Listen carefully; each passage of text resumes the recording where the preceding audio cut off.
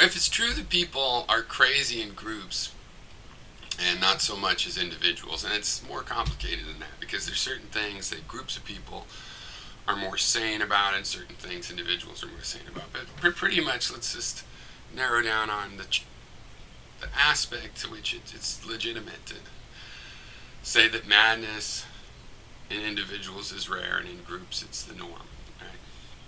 All right, well, I think that there is a grain of truth to that, and that it has to do with the fact that on an individual basis, people judge things case by case. They judge things individually.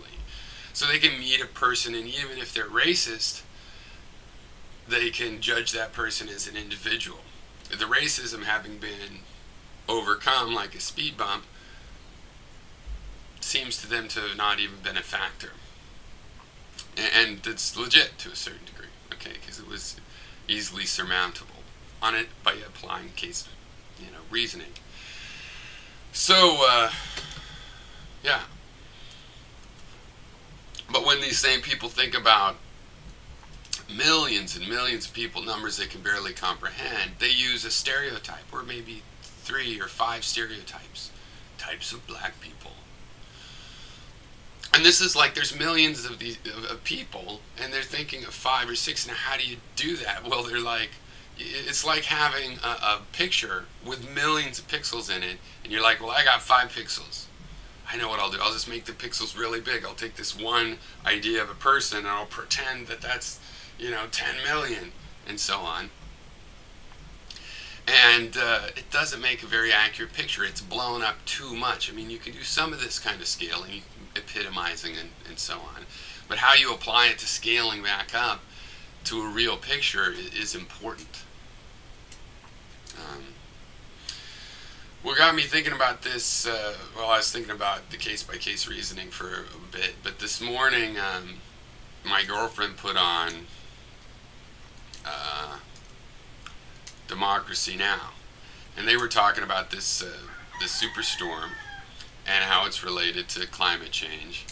And they also played the clip, I think it was at the convention, where Romney got cheered for going, Obama says he's going to lower the oceans.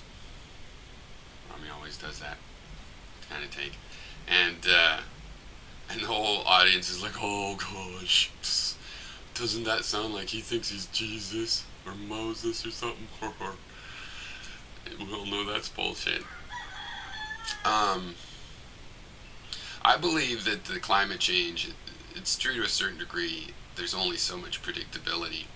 But there's more energy going into the system getting stored up. That seems clear.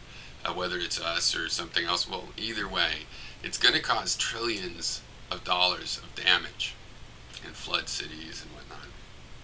And not this storm, I mean climate change in the coming decades. And the only reason I'm not worried is because, we can afford that if we just stop fighting war. And I know that it's like there's things, we're going to have to fight nature again, even if it's our own creation or not. That's still there. And I know humankind, along with, God exists, check mark. Humans are totally special, check mark.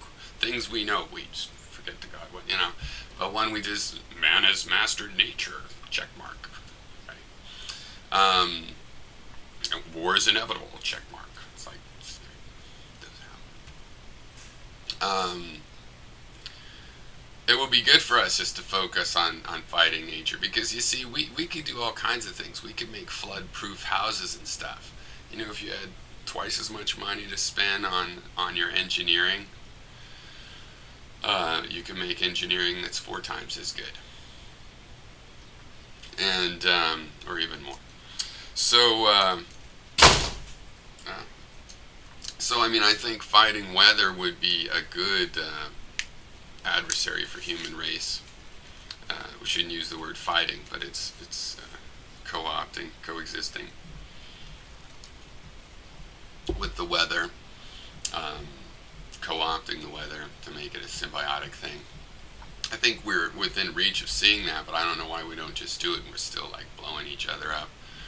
I was looking up the history of slavery, And it's funny, it seems to have come with agricultural industry 10,000 years ago. I mean, it's incredibly pervasive, this idea of slavery. And that's not very long in the evolution of man. It's about 10,000 years after Cro-Magnon finished the genocide of all other Homo species. And I don't know, in written history terms, it seems like a really, really long period of time. But if you start counting how many generations really is back to then, and all the generations over 100, 200,000 years that we've been more or less similar to our modern form, then it's not insurmountable. I think it might be a matter of knowledge, like a lot of things, that if we just admit how this stuff got going. I mean, people complain, Black Heavyweight was complaining about how the government has organized crime. Not everybody in the government is bad, and that's absolutely true. Government isn't really one thing. That's an illusion. It's government. It's a network of people with certain specific job titles and roles and powers that they have, and powers that they can, in their discretion, abuse and go over the line of what it's supposed to be, but they have that discretion, and that's very finite and distributed, and it's a material thing. But the thing is about the history of government is we've sort of reformed. It's like if the world was run by the mob, doing protection rackets and stuff, and they just got everything down so pat that they had the protection racket, and we're like, yeah, fine. And then we got the mobsters to become the police, and then we actually, generations of that, we actually hired people that wanted to do it that way, and in place. That's basically our situation, and I think right now we see, certain shapes of the institutions that perpetuate that old idea. No matter how good you hire your soldiers, there's this, having the war industry economy relates to slavery, and you can stop calling the results slaves, but they are basically. On the other hand, some of these things have changed. I mean, I think we pretty much right now don't have government so much as a infrastructural enterprise, a share, an infrastructural development and maintenance organization. It seems very inefficient, yeah, but that's, I think, also because of a lot of our confusion. I mean, we have to spend a lot of money on the military, so much money. I mean, we could be how much of the most powerfulest do you have to be? But I'm American enough to go, yeah, let's be the most powerful, but like times 10, times 100. Just militarily, when we can only use our military so much. There's just so much other economic power in developing, new technologies is more powerful than having a big military. Consumer technologies, I mean. Well, people are just so, and they scoff at physics, and I was going to show some Feynman quotes, because, Feynman didn't believe we knew, and he was a skeptic. And, but Greatex, for example, wants to take it the other way. No, he's telling us laws.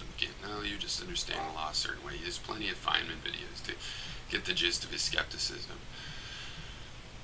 When he said very specifically, you can only know when you're wrong. But see, you can learn a lot from when you're wrong. Like, you can learn that, the sun is carried by a chariot. Well, that's wrong. You can't learn exactly what it is, but you can learn from all the wrong things. You start to get some constraints. But you have to use a very careful epistemology to really go along with that. And then people just all think that, scientists are just making things up. Like, no, even the bullshit scientists have to write all their ideas, their alleged facts. You can go through it and see that it was bullshit. Politicians don't do that. They don't put the tracking out and report what and why they're saying what they're saying. And, at least science, even junk science, if it is science at all, has to make its argument and say, well, I did this study and here's how I did it. And other people will, even if it all looks fine, will say, well, I'm gonna do it too. And so you can't compare that with the kind of stuff that goes on in politicians and in softer disciplines of science, or things that should be more scientific, truly scientific, like economics, but are totally polluted by political and whim and idealisms. False, whimsical, wishful idealisms. And so they're just going to scoff at what he's trying to say. Obama has never said, "I will lower the oceans." He's just paying attention to the science. But anybody voting for Romney, it's just nuts. I mean, the guy is not even consistent with himself. I'm off on this tangent of people. Someone like Greatex, like you, Greatex, if you're watching this, it's like, you're going to be anti-science. Why? Because they're highfalutin and try to tell me what to think. No, they don't. They tell you the constraints of the facts that have been double, triple checked, usually 100-time checked by the time people, it's forced on people. And there's all these examples of things people resisted, simple things like the earth is round. Why complain there, and then you're going to be atheist and want a fact-based reality? You don't understand that it's the skeptical epistemology. And of all the people, Feynman, it just shows how wrong you are. Because, some people abuse the idea of relative certainty back into absolute certainty, and will try to use science as that. But really, in modern science, that hasn't been the case since the 1900s, at least. Before then, really, for a lot of people. But at least by then, that's the mainstream, is not that attitude. And still, people push it that way and just focus on their little part of science and then have that kind of metaphysical attitude. But not Feynman. Feynman was really clear about, what we don't know. And he was a skeptic. He was a very good skeptic. And this skepticism allowed him to find some amazing truths. And they're relativistic and skeptical truths, and they're very powerful. And that's not a coincidence. And then you want to say, well, skepticism means you can't claim to know that. No, because he's showing what's apparent. And if you looked at the data, you would see it as apparent too. So he's shown light. And then if he's going to scoff on social sciences or economics, or people say things just because it sounds good, like Kellogg, and it might be true that fiber cereals are good for you. The scientific claim is separate from just happening to be right when you make some guess from intuition. But I just think it's so funny, the Republicans scoffing like Obama or the world wants to play God, and really it's just like, we got to focus our resources on our infrastructure. Let's just make infrastructure strong enough to handle strong storms. How about that? How about that's as important as blowing up countries and bringing them freedom that we aren't so good at bringing, really? I mean, look, our first big project that I know of to bring freedom is the Philippines. And, it's not like we made it into the modern Japan. I mean, Japan became the modern Japan because it said, screw your programs will end up like the Philippines. Not that the Philippines is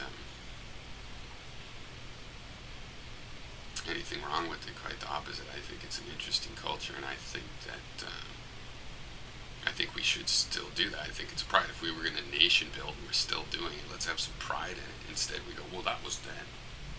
People sucked at nation building back then when they were us.